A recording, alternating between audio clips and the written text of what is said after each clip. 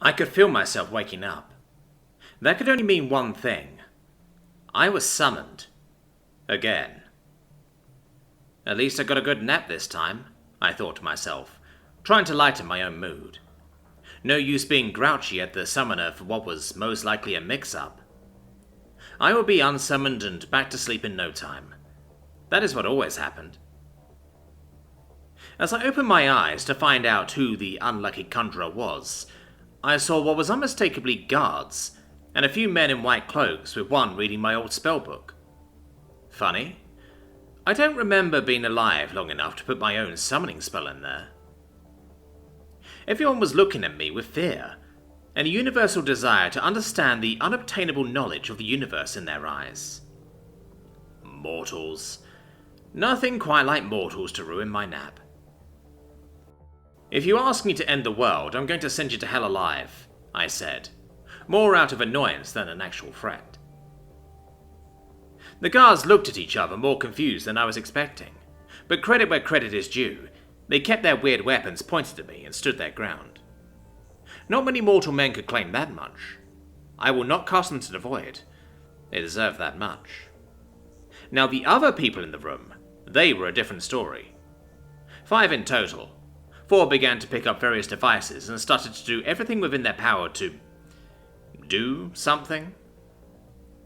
What they wanted to accomplish was beyond my understanding, but it didn't hurt, and it wasn't like they were getting too close to me, just pointing different things at me, and then I'd feel something different for a couple portions of a second, and it would leave and they would return to looking at one of their runestones before the cycle would repeat. I have to admit it. I miss being seen without fear and screaming following close behind. About as close a normal person as I can be sometimes. Don't get me wrong, being the left hand of one of the 2 great elements is very rewarding, but also very demanding. That's it. I'm still in my true form. They can't understand me. I'm speaking in soul's tongue. Silly me. With just a thought, I gather power and influence my will. It takes, well, and I can feel myself jerk and twist in ways that must look very painful if the looks the mortals are giving me are any indication. Before long, I stand as one of them. My coat black as the endless void. I will it to reflect a deep crimson red, and is quick to comply. My hair is the same, except I make it closer to black than red. I take a second to take in the sight of the men in the room. The guards were already pointing their weapons at me. Now they are aiming them properly, if I had to guess. The ones in cloaks are speechless, so I took my chance to state my opinion. What do you want, mortals? I, for one, would like to go back to sleep. They looked at each other, this time with a look that said, I don't want to be that guy, but only for a moment. One of the guards stepped forward and said, Identify yourself, with more authority than I think he meant. I'll humour them just because I'm getting a kick out of not being treated like a walking apocalypse. I am Zakhareth, and I am not a morning person. Now I ask again, why was I summoned? The ground shook, as the walls rang like a bell, casting my demand through the entire building. The one reading the book was quick to answer this time. We didn't know what would happen. We were just translating this old book. Honest. I snorted at that. You say that, but if that is true, then what are the guards for? You are not the only thing that was summoned. The rest were not people, or peaceful, the guard from before said. Then, if there is no reason to be here, please send me away, I asked politely. How do I do that? I smacked myself rather hard at that. Of course I would have to show them how to unsummon something. I was about to teach them when the guard put a hand on the shoulder of the one that apparently summoned me. I don't think that is a very good idea. We should pack up and do that tomorrow. At that, I finally lost what self-control I had. I hate mornings. Now, listen here. I was summoned against my will to a place I don't know, and all I want is to go home and get back to sleep. And now you're saying that I can't do that. I don't think you know how much trouble you're in. While I was talking, I was walking forward. Eventually, I was looking down at what I now realize is a woman.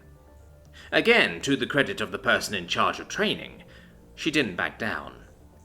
We can supply temporary housing for you if that is your main concern. I snorted at her attempt at bargaining.